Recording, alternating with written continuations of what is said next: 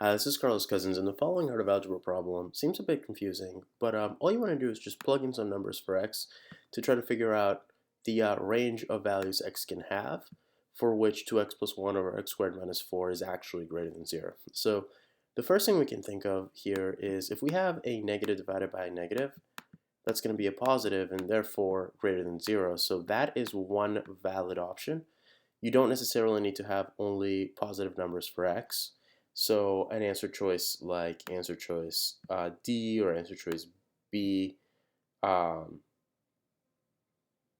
might sort of raise a little bit of suspicion there. The other thing that you want to think about is you never want to have a value of a denominator equaling 0, because in that case it would be an undefined expression.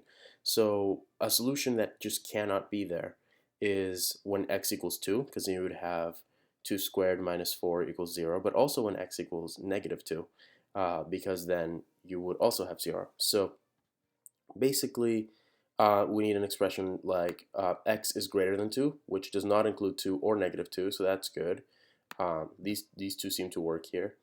But then not x is less than 1/2, because that includes negative 2. And in that case, we would have um, an undefined expression here. It wouldn't be greater than 0. So this one doesn't make sense.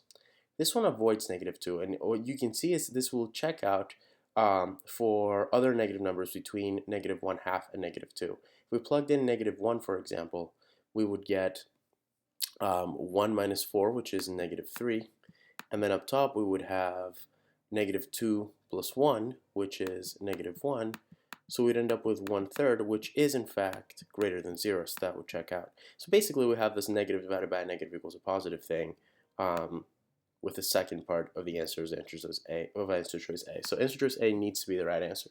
I hope that helps with this problem, and happy prepping.